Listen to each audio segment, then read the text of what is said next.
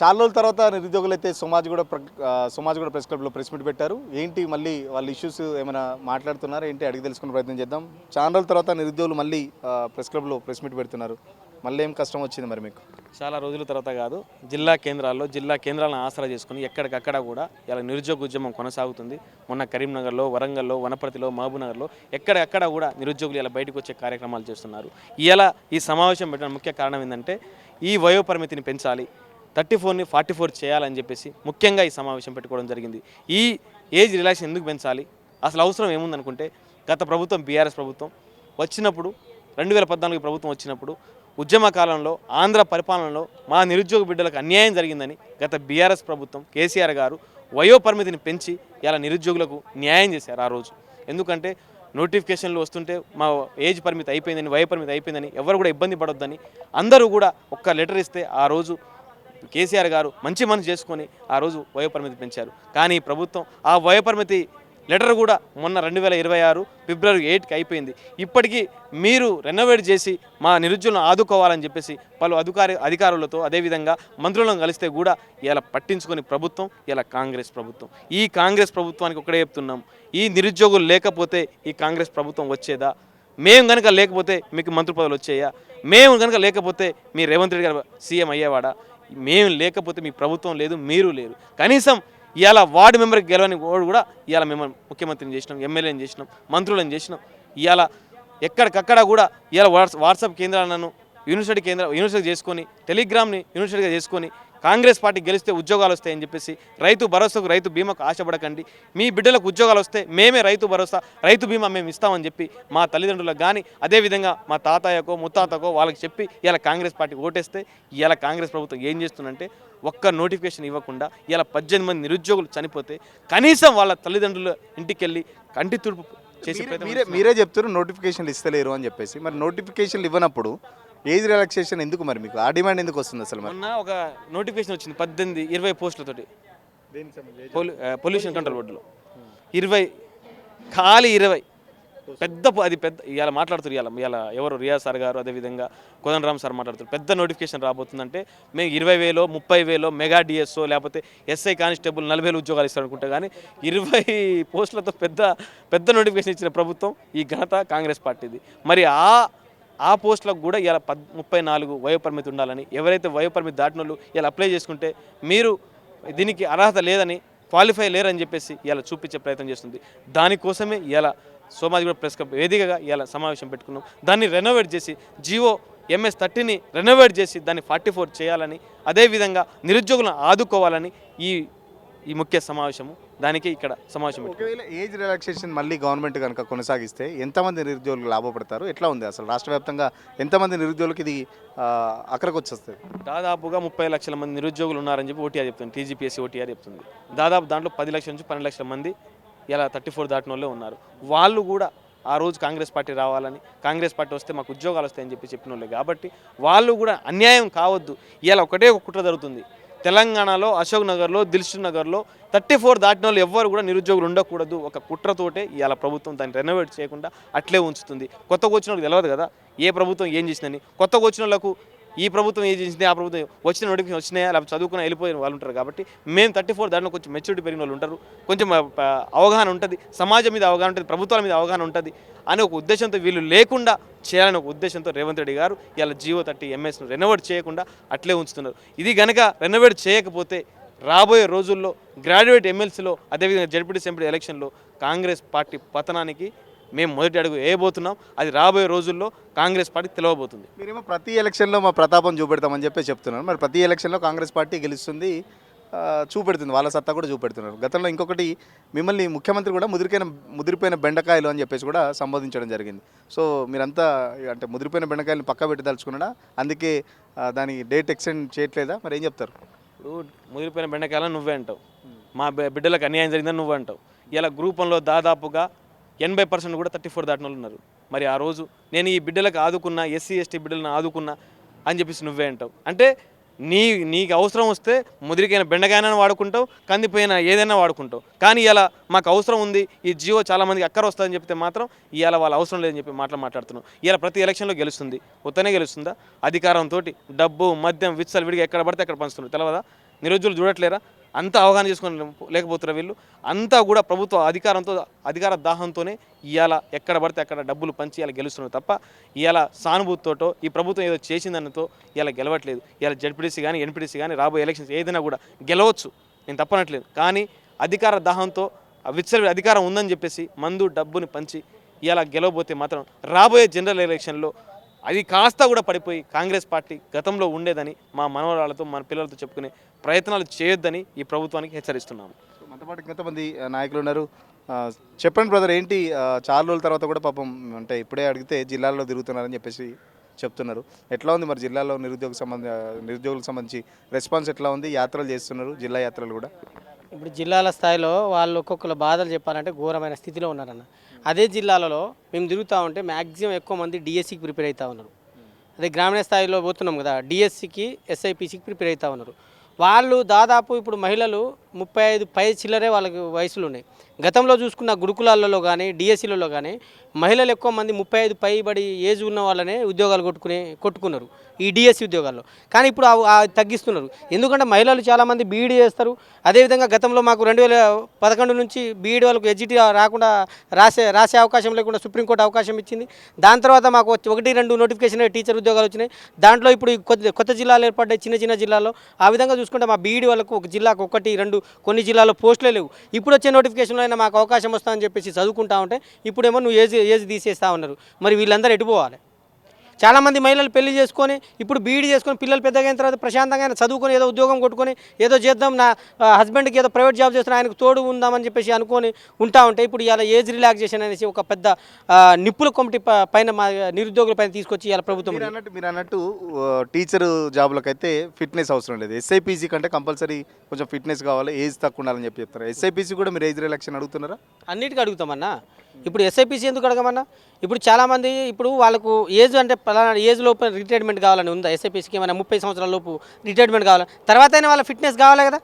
60-70 సంవత్సరాల రిటైర్మెంట్ దాకా అయినా ఫిట్నెస్ కావాలి కదా. మరి ఫిట్నెస్ లేనోడు వాడు ఈవెంట్స్లో పోతాడు కదా. నీకు 30 ఇప్పుడు 30 పెడుతుంది, 40 పెడుతుంది, నువ్వు పెట్టే దాంట్లో నువ్వు పెట్టు. నువ్వు ఫిజికల్ ఫిట్నెస్ పెడుతున్నావు, అది క్వాలిఫై అయితేనే తీసుకో. వాడు 40 సంవత్సరాల వాడైనా కొట్టవచ్చు, 60 సంవత్సరాల వాడైనా కొట్టవచ్చు. వాడు ఫిట్నెస్ వాడు చూపించుకుంటాడు.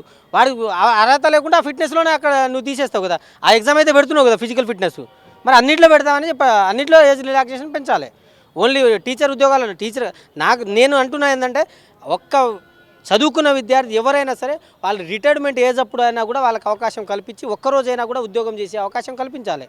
కానీ దానికి ఒక ఏజ్ రిలాక్సేషన్ ఇప్పుడు ఎమ్మెల్యేలకు ఎంపీలకు వాళ్ళకి ఏజ్ రిలాక్సేషన్ లేదు. వాళ్ళు పండు ముసలోళ్ళు రేపు చస్తారనుకోని అనే టైంకి కూడా వాళ్ళు నామినేషన్ వేసి గెలుస్తున్నారు. మరి మా నిరుద్యోగులు చదువుకున్న వాళ్ళు మేధావులు మాకెందుకు అవకాశం లేదండి? చదువు రాని వాళ్ళు వాళ్ళకి ఎమ్మెల్యేలు ఎంపీలుగా 60, 70, 80 సంవత్సరాలు ఎన్ని సంవత్సరాలు ఉన్నా కూడా వాళ్ళు ఎమ్మెల్యేలో పోటీ చేయవచ్చు. చదువుకున్న వాళ్ళు మేము మా పోటీ పరీక్షల ద్వారానే మమ్మల్ని నువ్వు ఎన్నుకునేది. పోటీ పరీక్షలు లేకుండా అయితే తీసుకుంటలేవు కదా. కాబట్టి బరాబర్గా నువ్వు 34 ఉన్న ఏజ్ రిలాక్సేషన్ని బరాబర్గా 44 సంవత్సరాలు, అవసరమైతే 60 సంవత్సరాలు నువ్వు ఏజ్ ఎప్పుడు దాకా రిటైర్మెంట్ ఉంటావు అప్పుడు దాకా పెట్టినా కూడా మాకు ఇబ్బంది లేదు. ఎందుకంటే ఇలా ఎల్ఎల్బీ చేసుకునే అవకాశం నువ్వు 60 సంవత్సరాలు 70 సంవత్సరాలు ఎన్ని సంవత్సరాలైనా ఇస్తావు. కానీ ఒక్కరోజైనా కోర్టులో పని చేయాలనే ప్రభుత్వంలో నోటిఫికేషన్ ఇచ్చినప్పుడు నీ నోటిఫికేషన్ ప్రకారం ఒక్కరోజైనా ప్రభుత్వ ఉద్యోగం చేయాలని కోరిక ఉంటుంది. ఆ కోరికైనా వాళ్ళు తీర్చుకునే అవకాశం ఇవ్వాలి. దాంట్లో ప్రభుత్వం ఇప్పుడు ఏమైనా నోటిఫికేషన్లు ఇస్తుందని అనుకుంటున్నాను. ఎందుకంటే గతంలో చాలా వరకు నోటిఫికేషన్ సంబంధించి మీరు పోరాటాలు చేశారు. ప్రభుత్వం అయితే చలనం లేదు. ఇప్పటికే 70,000, 80,000, 90,000 ఇచ్చినామని చెప్పేసి మంత్రులు ఒక్కొక్క రకమైన ఫిగర్ చెప్పారు. సో మరి ఇప్పుడు ఏమైనా నోటిఫికేషన్లు వస్తున్నాయని చెప్పేసి మీరు ఏమైనా ఎక్స్పెక్ట్ చేస్తారా? దానికి సంబంధించి ఈ ఏజ్ రిలాక్సేషన్ సంబంధించి ఎట్లా ఉండబోతుంది మీ పోరాటం? ఇప్పుడు ప్రభుత్వం ఒకటే అనుకుంటుందన్న, మాకు ఏజ్ రిలాక్సేషన్ పెంచండి అంటే ఇప్పుడు మేము నోటిఫికేషన్ ఇస్తామంటే వాళ్ళు నోటిఫికేషన్ ఇవ్వద్దని చెప్పేసి నిరుద్యోగులు గొడవ పెడతాను అని చెప్పేసి చెప్పే ధోరణిలో ఉంది. ఇప్పుడు ఒక 20 పోస్టులతో పొల్యూషన్ బోర్డుకు సంబంధించిన నోటిఫికేషన్ ఇచ్చింది కదా. ఆ నోటిఫికేషన్లలో మీరు మాకు ఏజ్ రిలాక్సేషన్ పెంచి ఇవ్వండి, మాకు ఏజ్ రిలాక్సేషన్ పెంచిన తర్వాతనే మీరు నోటిఫికేషన్ ఇవ్వండి అని చెప్పేసి మేము అడుగుతాం కదా. అందుకనే మేము ఇప్పుడు నిరుద్యోగులే మాకు ఉద్యోగ నోటిఫికేషన్ ఇవ్వద్దు అంటున్నారు అని చెప్పేసి మాట్లాడే ధోరణిలో ఈ ప్రభుత్వం ఉంది. ఎందుకంటే గతంలో అన్ని ఎగ్జామ్స్ ఒకేసారి ఉన్నాయి, కొంచెం ఎగ్జామ్కి కొంచెం గ్యాప్ ఇవ్వండి, టైం ఇవ్వండి, టైం పీరియడ్ పెంచండి అని చెప్పేసి అడిగినందుకే ఇవాళ ఉద్యోగాలు ఇవ్వద్దని చెప్పేసి రోడ్ల మీద వచ్చేసి ధర్నాలు చేస్తున్నారని చెప్పిన ముఖ్యమంత్రి ఎవరైనా ఉన్నారంటే అది మన రేవంత్ రెడ్డి. ఎందుకంటే ఇలా చదువు రానోడికి ఇలా ముఖ్యమంత్రి కూర్చోబెడితే ఇదే విధంగా ఉంది. ఎందుకంటే మొన్న ఒక వేదికగా రేవంత్ రెడ్డి గారు మాట్లాడుతా ఉన్నారంటే ఏబిసిడీలు ఇంటర్లో ఇప్పుడు చిన్నప్పుడు నేర్చుకోకపోతే ఇంటర్లో నేర్చుకుంటామని చెప్పేసి మాట్లాడుతూ ఉన్నారు. అలాంటి దౌర్భాగ్యమైన ముఖ్యమంత్రి ఆయన దగ్గర విద్యాశాఖ మంత్రి ఉంచుకుంటే ఇవాళ విద్యా వ్యవస్థ ఏ విధంగా బాగుపడుతుందో ఒకసారి ఆలోచన చేసుకోవాలి. అలాంటి వాళ్ళ దగ్గర చేతిలో ఇవాళ పెడతా ఉన్నారు. అందుకనే ఇవాళ ఉద్యోగాలు అంటే వీళ్ళు ఏమంటున్నారు, నిరుద్యోగ సమస్య, ఉద్యోగాలు ఇట్లనే చూస్తున్నారు. కానీ ఉద్యోగం అంటే ఒక బ్యూరోక్రాట్ అని విధంగా చూస్తలేరు. ఇవాళ ఒక గ్రూప్ వన్ ఆఫీసర్ ఉంటే ఒక సంస్థకు ఏ విధంగా ఒక ఎమ్మెల్యేలకు కానీ ఏ విధంగా పనిచేయాలనే ఉద్దేశం ఉంటుంది. ఇవాళ ఫారెస్ట్ డిపార్ట్మెంట్కి సంబంధించి చూడండి, ఎఫ్బిఓ పోస్టులు వస్తే ఇవాళ అడవులు రక్షించబడతాయి. ఇవాళ టీచర్ ఉపాధ్యాయ పోస్టులు భర్తీ చేస్తే ఇవాళ విద్యా వ్యవస్థలు భయపడతాయి. ఇవాళ అగ్రికల్చర్ సెక్టార్లకు సంబంధించి ఏవో పోస్టులు అట్లాంటివి పెడితే ఇవాళ వ్యవసాయ రంగం బాగుపడుతుంది. ఆ విధంగా చూసుకుంటే అన్ని రకాలుగా సంబంధించిన ఉద్యోగాలు అనేది ఒక బ్యూరోక్రాట్. వీళ్ళకి ఎట్లా మంత్రులకు, ఎమ్మెల్యేలకు, ప్రజాప్రతినిధులకు చదువులు రావు. వాళ్ళ కింద పని చేసేది మేజర్ గుండెకాయ ఏంటంటే ఉద్యోగులు. కానీ వీళ్ళు చూసేది ఎట్లుందంటే ఉద్యోగం, నిరుద్యోగం అదేవిధంగా చూస్తున్నారు, జీతాలు విధంగా చూస్తున్నారులే. కానీ ఒక బ్యూరోక్రాట్స్ ఇలా విద్యా వ్యవస్థ కానీ ఇలా తెలంగాణ ఆర్థిక వ్యవస్థ బలంగా ఉండాలంటే దానికి బ్యూరోక్రాట్స్ బలంగా ఉండాలి. ఆ బ్యూరోక్రాట్స్ని నింపుకోలేకపోతా ఉంది ఈ కాంగ్రెస్ ప్రభుత్వం. మీరు మంత్రులకు చదువు రాదు, ముఖ్యమంత్రికి చదువు రాదు అంటున్నారు. మరి విద్యాశాఖ మంత్రి ఆయనే ఉన్నాడు, ఆయన దగ్గరనే పెట్టుకుంటాట, ఎవరికి ఏడట. నేను వచ్చినాక విద్యా వ్యవస్థ కూడా ప్రక్షాళన చేసిన గత 10 ఏళ్లతో పోలిస్తే అని చెప్పేసి ముఖ్యమంత్రి చెప్తున్నాడు. మరి ప్రక్షాళన చేసిన వాళ్ళు ఇలా ప్రైవేట్ స్కూళ్ళలో ఎక్కువ మంది ఎందుకు పెరుగుతూ ఉన్నారు? స్టూడెంట్స్ అంత దారుణంగా తీసుకుపోయింది ఎవరు? ఆ ప్రైవేట్ పై నియంత్రణ పెడితే ఏమైంది? మరి నువ్వు పెట్టిన ఆకునూరు మురళి గారే కదా రిపోర్ట్ ఇచ్చింది. ఆ ప్రైవేట్ వ్యవస్థను మొత్తం ఇది చేసిన నీ రిపోర్ట్ని ఇంప్లిమెంట్ ఎందుకు చేసుకోలేకపోతున్నావు? నువ్వు ఒక ఐఏఎస్ అధికారి, రిటైర్డ్ ఐఏఎస్ అధికారిని గట్టి పెద్ద మనిషిని తీసుకొచ్చి ఒక రిపోర్ట్ తయారు చేయించుకున్నావు కదా, నీకు ఎందుకు ఇంప్లిమెంట్ చేసే దమ్ము లేదు? రేవంత్ రెడ్డికి దమ్ము ఉంటే నువ్వు మీరు తయారు చేసిన రిపోర్ట్ని కలపకుండా 100% దానికి ఇంప్లిమెంట్ చేయండి. అయితేనే మీ ప్రభుత్వం చిత్తశుద్ధితో పనిచేస్తుంది. మా విద్యా వ్యవస్థ పట్ల మాకు నమ్మకం కలిగినట్టు మీరు మాకు నిరూపించండి. కాబట్టి బరాబర్గా ఈ ప్రభుత్వానికి ఒకటే హెచ్చరిస్తా ఉన్నాం, ఏజ్ రిలాక్సేషన్ బరాబర్ పెంచాలి. లేకుంటే మేము గ్రామీణ స్థాయి నుంచి ఇలా ఉద్యమం చేస్తా ఉన్నాం. ఇలా గ్రామీణ స్థాయి నుంచి రాజధాని వరకు బరాబర్గా బలోపేతం చేస్తాం. మీ ప్రభుత్వాన్ని బరాబర్గా ఓడగొట్టడంలో మా పాత్ర ముందుంటుందనే విషయాన్ని మీరు కూడా గ్రహించాలని చెప్పేసి ప్రభుత్వానికి హెచ్చరిస్తా ఉన్నాం. చెప్పండి, ఏజ్ రిలాక్సేషన్కి సంబంధించి ఎట్లా ఉండబోతుంది నిరుద్యోగుల కార్యాచరణ అయితే ఖచ్చితంగా మేము ఫస్ట్ అయితే మేము మా బాధ్యతగా మేము మినిస్టర్స్కి కానీ జిఏడి డిపార్ట్మెంట్ వాళ్ళకి కానీ తెలియజెప్పాలి. కాబట్టి మేము ఇట్లా లాస్ అవుతున్నామని వాళ్ళకి తెలియాలి. కాబట్టి ఖచ్చితంగా వాళ్ళని అప్రోచ్ అవుతాం. అప్పుడు ఏమైనా వాళ్ళు ఆలోచించి దాన్ని సవరణ చేస్తే ఓకే, లేదు అని అంటే యాజ్ యూజువల్ రోడ్ల మీదకి ఎక్కడమే ఉంటుంది. ఇంకా గతంలో నోటిఫికేషన్ సంబంధించి చాలా వరకు పోరాటాలు చేశారు. సో ఇప్పుడు కూడా దాదాపు 3 నెలలు అవుతుంది, అది ఎక్స్పైరీ అయిపోయి ఇప్పటివరకు ప్రభుత్వం పట్టించుకోవట్లేదు అని అంటున్నారు. మరి నిజంగా మీ పోరాటానికి ఏమైనా ప్రభుత్వం దిగొస్తుంది అనుకుంటున్నా? ఎట్లా దిగొచ్చేలాగా చేసుకోవాలి కదా మేము.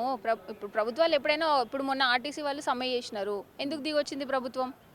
వాళ్ళందరూ యునైటెడ్గా ఉండి చేసినారు, దిగొచ్చింది. ఇప్పుడు ఇదే నాయకులు బిఫోర్ ఎలక్షన్స్ కూడా మా దగ్గరికి ఎందుకు వచ్చినారు? మా యూనిటీ చూసి మా స్ట్రెంత్ చూసే కదా వచ్చినారు. సో అట్లాంటి యూనిటీ, అట్లాంటి స్ట్రెంత్ మళ్ళీ రీగెయిన్ అవుతుంది, ఖచ్చితంగా అవుతుంది. అది అయ్యేలాగా చేస్తాం కూడా.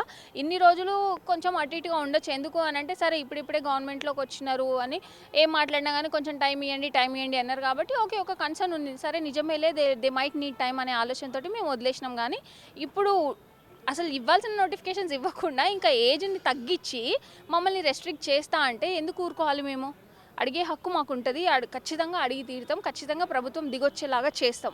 ఇటు ప్రభుత్వం ఏమైనా పగబట్టింది అనుకోవచ్చా? ఎందుకంటే దాదాపు 2.5 సంవత్సరాల నుంచి నిరుద్యోగులు చాలా వరకు ప్రభుత్వం మీద వ్యతిరేకతతో పోరాటం చేస్తున్నారు. సో ఒకవేళ ఏజ్ రిలాక్సేషన్ చేస్తే మీకు ఉద్యోగాలు వస్తాయని చెప్పేసి ఒక దాంతో ఏమన్నా ఈ ఏజ్ రిలాక్సేషన్ చేయకుండా ఉంటుందని ఏమన్నా అనుకోవచ్చా? మరి డెఫినెట్గా ఖచ్చితంగా పగబట్టిందనే అర్థమవుతుంది. ఎందుకనంటే ఇప్పుడు వీళ్ళకి ఉద్యోగాలు ఇస్తే మళ్ళీ మా నెత్తి మీద వచ్చి ఏడ కూర్చుంటారు అనే ఉద్దేశం వాళ్ళకు ఉంది కావచ్చు. ఈ ఏజ్ని రెస్ట్రిక్ట్ చేయడం కూడా ఆలోచిస్తే నాకేమనిపిస్తుంది అంటే 34 వరకు ఉంటే ఎక్కువ ఫ్రెషర్స్ ఉంటారు. ఆల్రెడీ ప్రీవియస్ గవర్నమెంట్ నుంచి ఇప్పటి వరకు జరిగిన ఇవన్నీ చూసి ఉన్న వాళ్ళందరూ ఎగ్జిట్ అయిపోతారు. సో వాళ్ళేమి పెద్దగా రోడ్ల మీదకి వచ్చి అందరినీ పోగేసి ఇట్లాంటివి ఏం చెయ్యరు అన్న ఉద్దేశంతోనే వీళ్ళు 34కి రెస్ట్రిక్ట్ చేసినారేమో అని నాకు అనిపిస్తుంది. ఎందుకంటే దానివల్ల ఇప్పుడు మాకు ఆల్రెడీ తెలుసు ఎవడు నష్టం చేసిండు ఎవడేం చేసిండు కథ అని చెప్పి దాన్ని బేస్ చేసుకొని రేపు పొద్దున్న ఎలక్షన్లో మేము పనిచేస్తాం కదా. ఎలక్షన్లో మేము పనిచేస్తే దాని ఫలితాలు అనుభవించింది కూడా రేవంత్ రెడ్డి కదా. ఎట్లా ఉంటుంది, పాజిటివ్గా పనిచేస్తే ఎట్లా ఉంటుంది, నెగిటివ్గా పనిచేస్తే ఎట్లా ఉంటుందని ఆయన చూసిండు. రేపు పొద్దున వచ్చే ఎలక్షన్లో కూడా ఇదే రిపీట్ అయితే ఆయనకే కదా నష్టం. ఇవన్నీ కొంచెం తగ్గించుకోవడానికి డ్యామేజ్ కంట్రోల్లో భాగంగానే ఇది 34 చేసిండని మేము అనుకుంటున్నాం. కానీ అది తప్పు, వాళ్ళ ఆలోచన తప్పు. నువ్వు ఇదే ప్రభుత్వం 34కి రెస్ట్రిక్ట్ చేస్తే ఇంకా చాలా సీరియస్ ప్రొటెస్ట్లు ఎదుర్కోవాల్సి ఉంటుంది నిరుద్యోగుల నుంచి. నెక్స్ట్ గవర్నమెంట్కి వచ్చేదానికి మళ్ళీ కాంగ్రెస్ పార్టీకి మరి పాజిటివ్గా పనిచేస్తారా నెగిటివ్ పనిచేస్తారా? ఎందుకంటే గతంలో మీరంతా బస్సు యాత్రలు చేసి మొత్తం నెత్తికెక్కించుకొని ప్రభుత్వాన్ని తెచ్చుకున్నారు. ముఖ్యమంత్రి కూడా ఇది నిరుద్యోగ ప్రభుత్వం అని చెప్పి చాలా సందర్భాలు చెప్పిన పరిస్థితి. మరి నెక్స్ట్ జనరల్ ఎలక్షన్స్లో ఎట్లా ఉండబోతుంది మరి?